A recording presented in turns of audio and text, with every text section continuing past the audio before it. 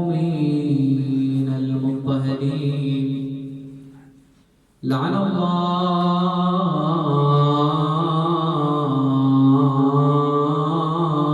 الظالمين لكم الغاصبين لحقكم سادتي من الأولين والآخرين إلى قيام يوم الدين. لفي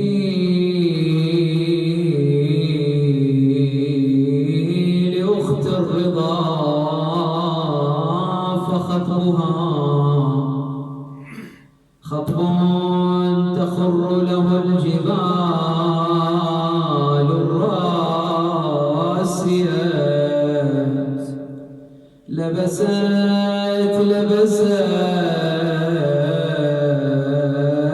ثياب اليتم حسنا بعدما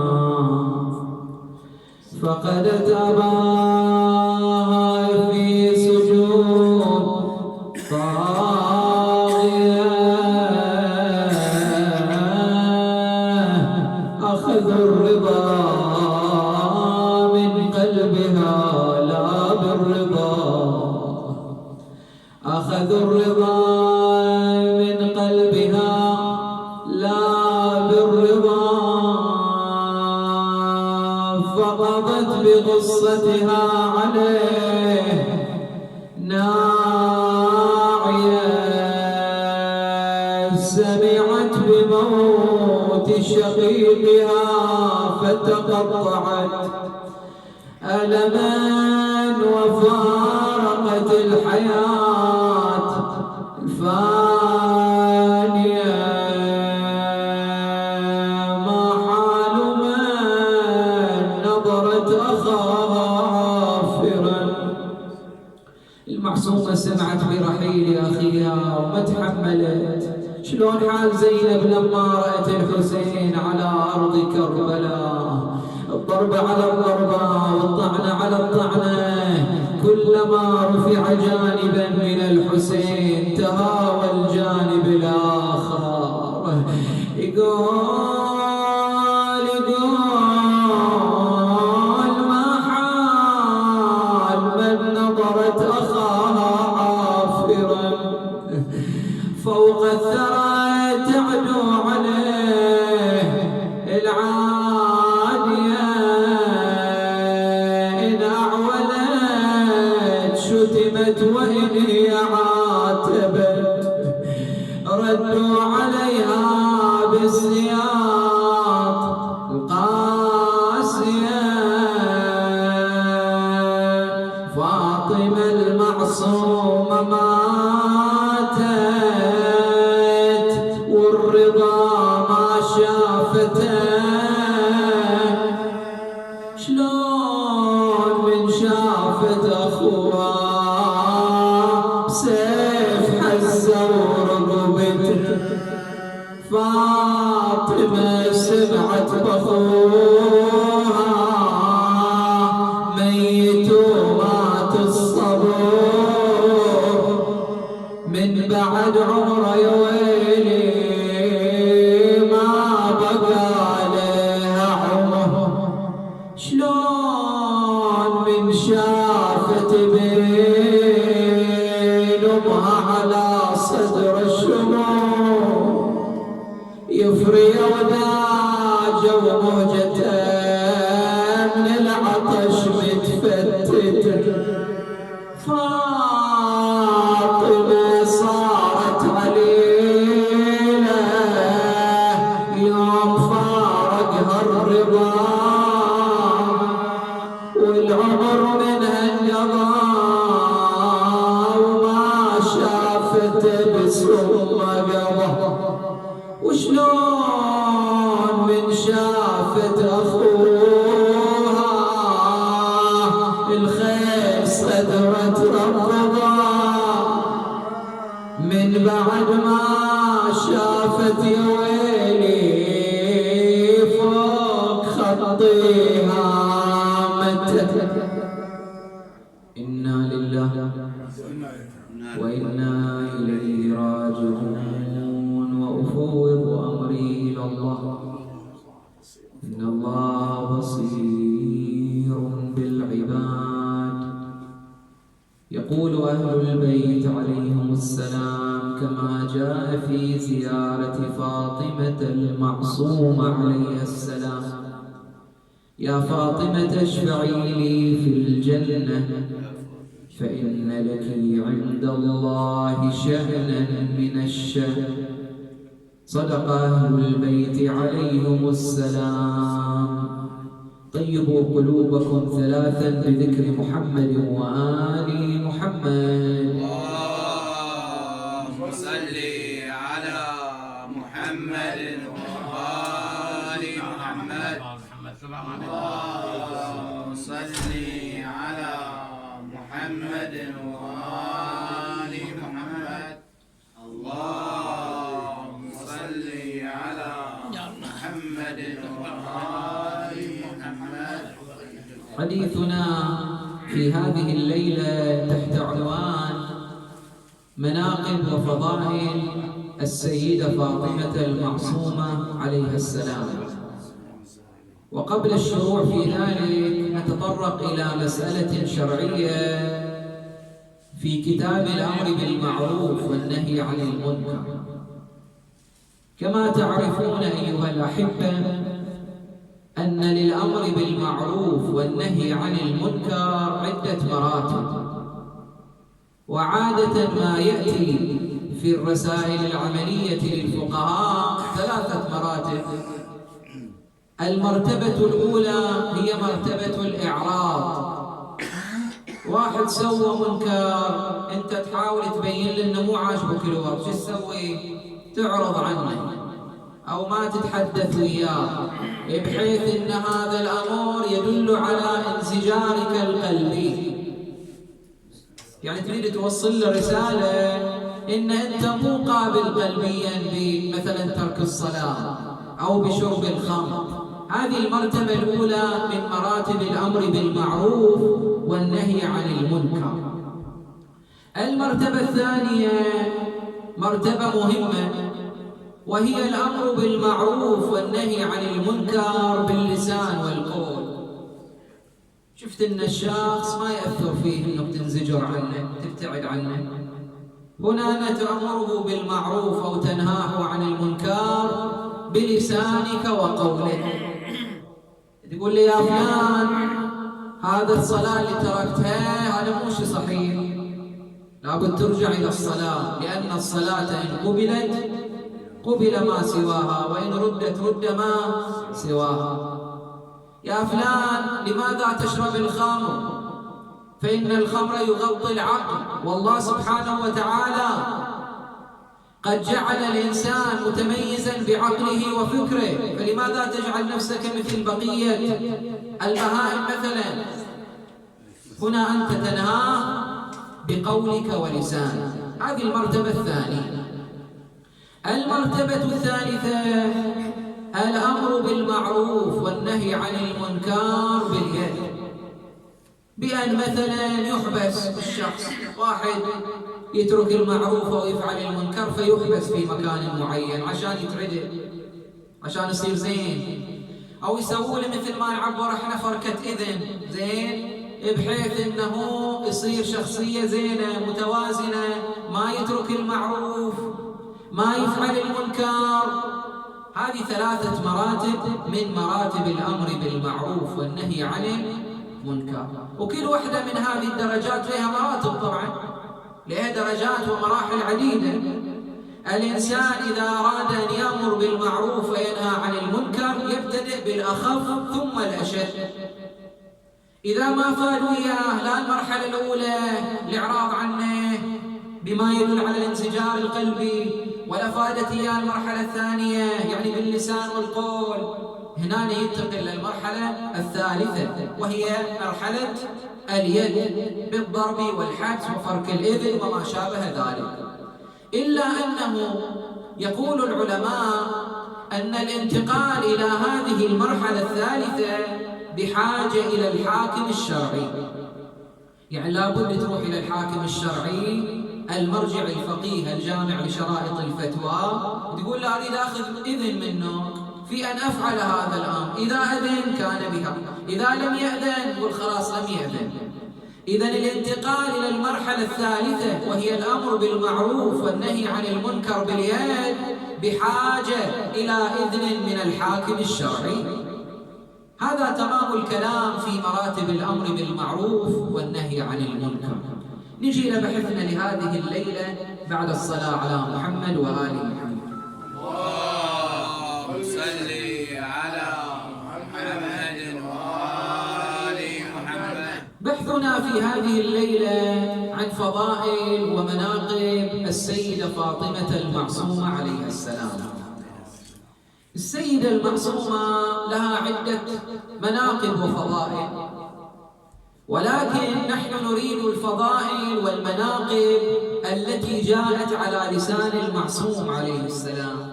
فالمعصوم أعرف الناس بهذه الشخصيات. احنا ما نقدر نعرف الآخرين لأن احنا سعة وجودنا جدا محدودة. يعني تقول لي تعال عرفني بمسلم بن عقيل، ما أقدر. ليش ما أقدر؟ لأن سعتي وحدودي قليلة جدا. لكن نرجع إلى المعصوم، نقول للمعصوم عرفنا من هو مسلم بن عقيل. يقول مثلا إني باعث فيكم أخي وثقتي مسلم بن عقيل مثلا. نقول المعصوم احنا ما نعرفها، نرجع إلى مين؟ نرجع إلى المعصوم لكي يعرفنا من هي هذه السيدة الجليلة أخت الإمام الرضا عليه السلام. من هنا نحن نتطرق إلى 4 روايات في فضائل ومناقب هذه السيدة الجليلة. الفضيلة الأولى ما صدرنا به الحديث.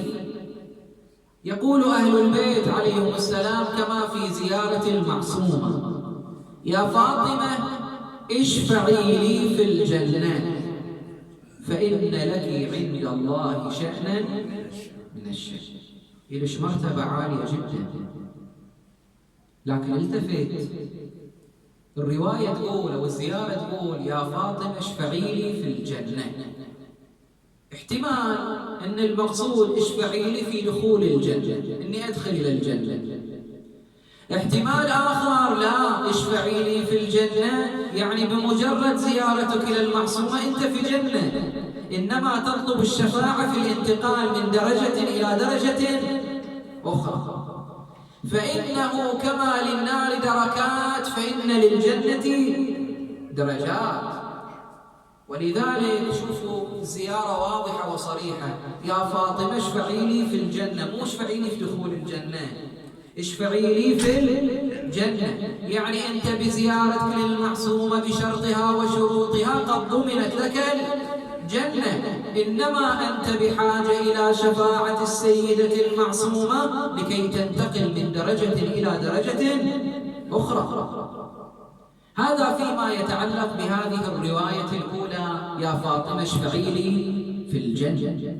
نجي الآن إلى الرواية الثانية بعد الصلاة على محمد وآل محمد. اللهم صل على محمد وآل محمد. الرواية الثانية تقول: وروي عن عدة من أهل الري أنهم دخلوا على أبي عبد الله عليه السلام وقالوا: نحن من أهل الري. فقال: مرحبا بإخواننا من أهل قم. فقالوا: نحن من أهل الري. فأعاد الكلام، قال لهم: أهلا ومرحبا بأهل قم. يقول: قالوا ذلك مرارا وأجابهم بمثل ما أجاب به أولا. فقال: إن لله حرما وهو مكة، وإن للرسول حرما وهو المدينة، وإن لأمير المؤمنين حرما وهو الكوفة، وإن لنا حرما وهو بلدة قم. شوف المعصوم يقول وإن لنا، يعني أهل البيت كلهم وين مكانهم؟ وين حرمهم؟ يقول حرمهم أين؟ بلدة قم. يقول: وإن لنا حرما وهو بلدة قم، وستدفن فيها امرأة من أولادي تسمى فاطمة، فمن زارها وجبت له الجنة. طبعا الرواية عن الإمام الصادق عليه السلام، الراوي ماذا يقول؟ قال الراوي: وكان هذا الكلام منه قبل أن يولد الكاظم عليه السلام. يعني قبل أن يولد والد المعصومة كان الإمام الصادق يبشر بالسيدة فاطمة المعصومة عليها السلام أنها ستدفن في أرض قم، وأن من زارها له الجنة. هذا فيما يتعلق بالرواية الثانية. الرواية الثالثة في فضل المعصومة بعد الصلاة على محمد وآل محمد. اللهم صل على محمد وآل محمد. الرواية الثالثة ما ورد عن إمامنا الصادق عليه السلام أيضا، قال: إن لله حرما وهو مكة، ألا إن لرسول الله حرما وهو المدينة، ألا وإن لأمير المؤمنين حرما وهو الكوفة، ألا وإن قم الكوفة الصغيرة، ألا إن للجنة 8 أبواب 3 منها إلى أهلكم.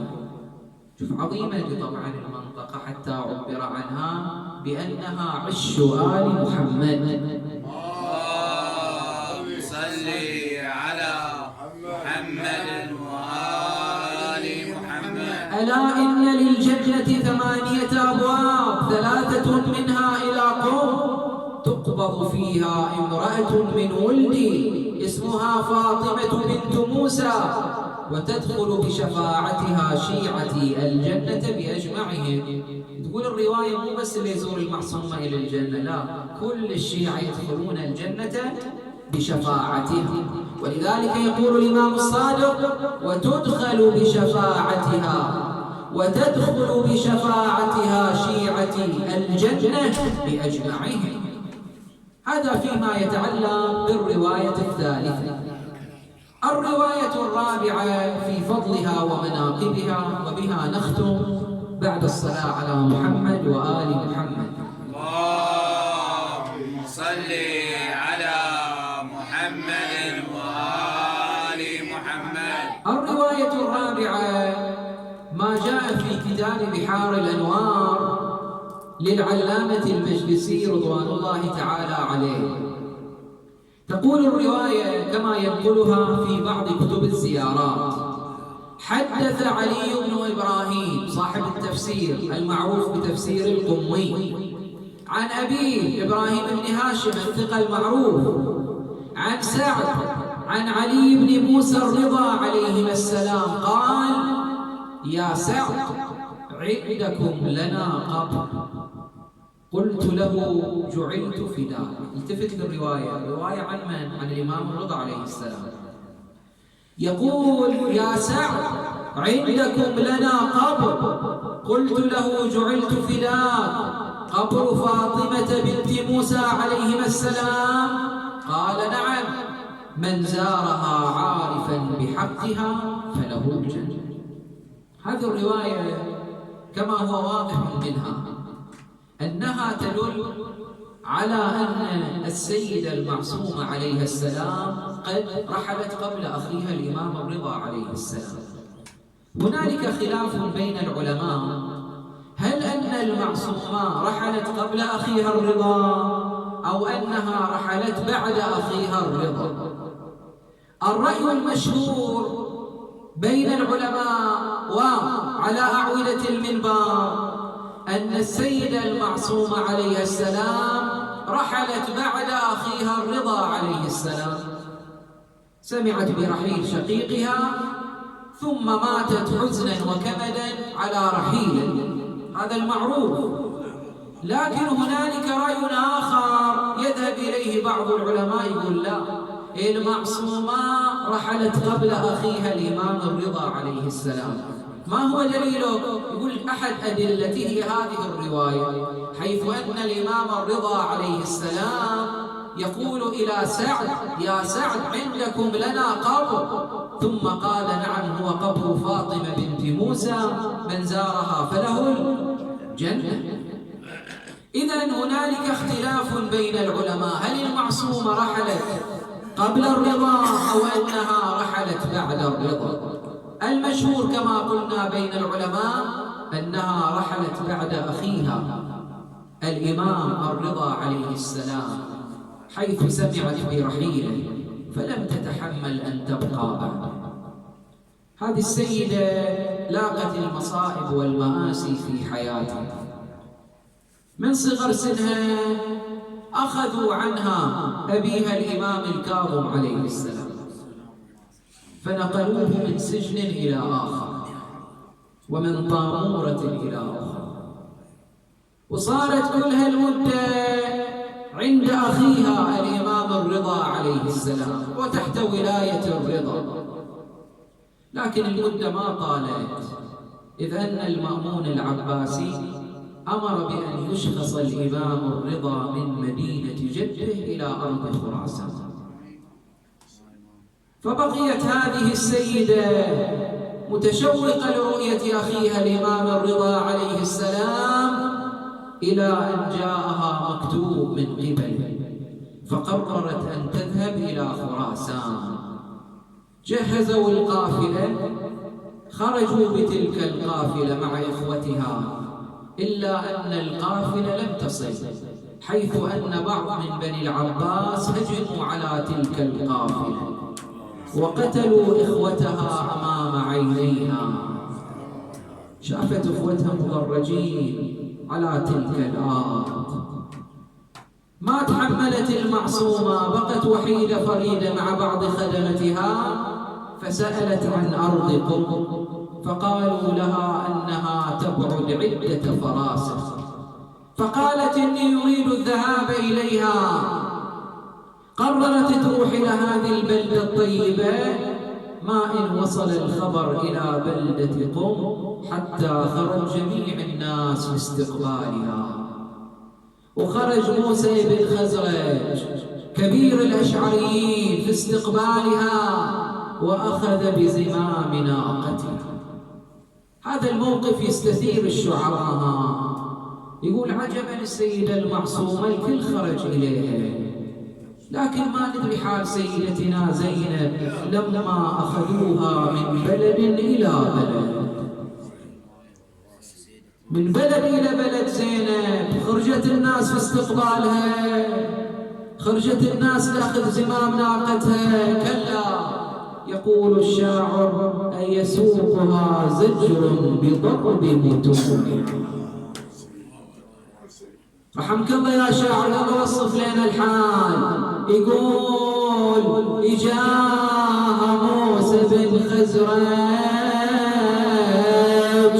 من وصلة المعصومة، بدقات ناقته مخدومة ومحشومة. ألف وصفه وألف يا على زينب المظلومة، على مهزول أخذوها حادي الشمر وسنة. من وصلت غريب القوم حفتها النساء والرجال، الكل يريد خدمتها من شافوها بالحق. والشام استقبلت زينب، حطوا في حلق أحبار يجروها وسط الأسواق، عليها تشمت العدوى. أخذها موسى بن خزرج وهلاك اللي حفوها، كرامة للنبي ولا خدموها وضيفوه. والله مخدرت حيدار خرابة وصف خلوه، ما حد يشفق عليها غير الراس فوق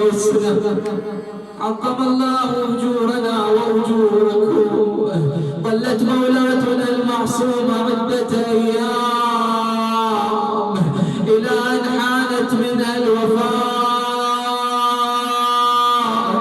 فعرض جبينها وسكن أنينها، مدت يديها ورجليها وفاضت روحها. ألا من مناد وفاطمة، ألا من مناد وسيدتا.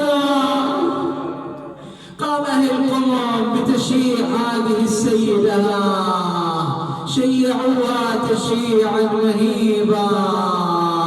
لكن مولاتي المعصومة احنا نعيش في هذه الليالي أيام الزهراء. هل حظيت جدتك فاطمة بما حظيت به من التشييع، أم أنه شيعوها في ظلمة الليل؟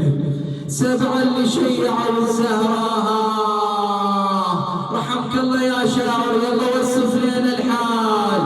يقول ماتت صدق اخت الرضا ويجري دمعها، تبكي على اخوها وياب اللي فجعها.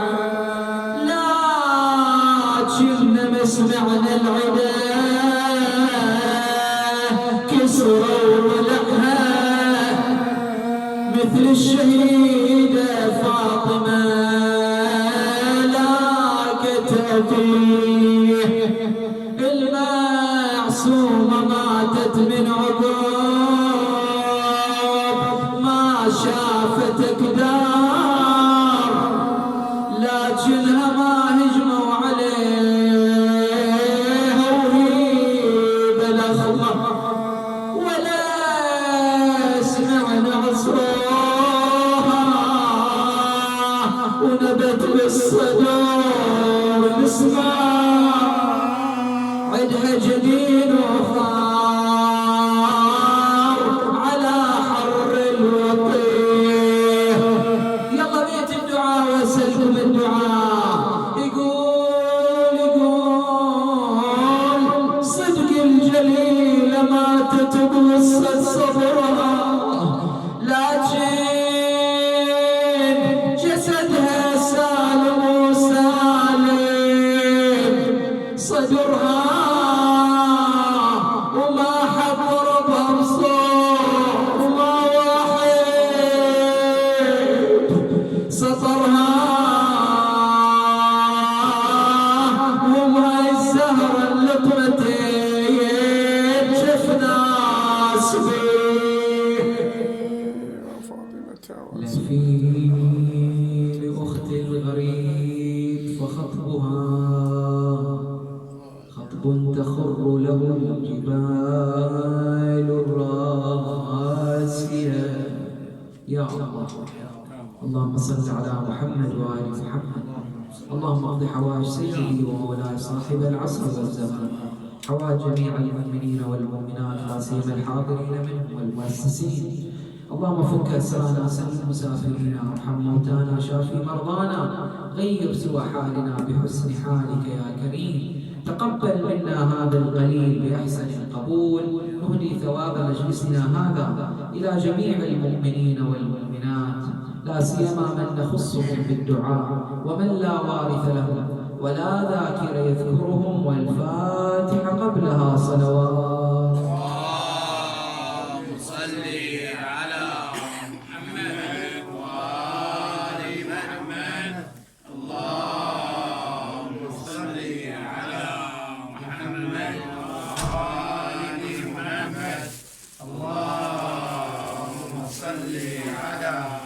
محمد وآل محمد.